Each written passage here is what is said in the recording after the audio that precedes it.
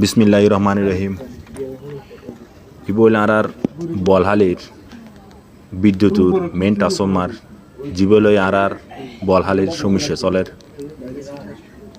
বিদ্যুৎ লইনে হস্টফার পল্লী বিদ্যুৎ মানুষ এই ট্রান্সফরমারের ভিতরে ঢুকি প্রবেশ করি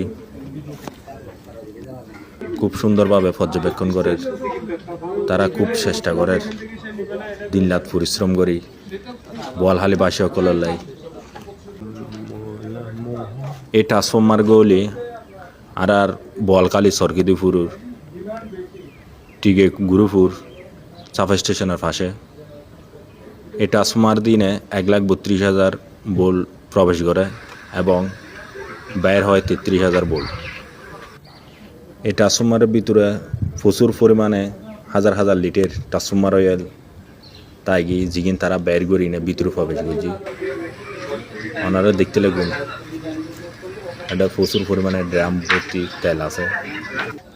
তারা এখন বাইরের ট্রান্সফরমারের ভিতরে পর্যবেক্ষণ করি না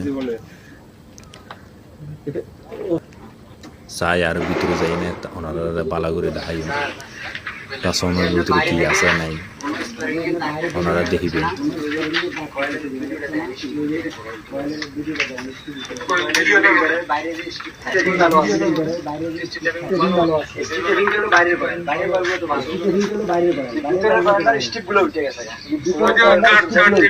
ট্রান্সফরমার ভিতরে ব্যাগিন হইলে ট্রান্সফরমার অয়েল কোনো প্রকার পানি টানি এই সমস্ত কিছুই নাই প্রচুর পরিমাণে তার এসটি কেবল আর বলহালি বাসী সকল একখানা ধৈর্য ধরন তারা খুব আপ্রাণ চেষ্টা করে আগামী হাইল নারার বলহালির সংসদ এমপি সাহেব আইনে পর্যবেক্ষণ করছি এমপি মহোদয় খুব আপ্রাণ চেষ্টা করে আর বলহালি এই দুর্দশাতুন খুব তাড়াতাড়ি মুক্তি পায় মতন। এ জায়গা সাহেব এবুক কাকে পাঠাইছেন বলতে রবি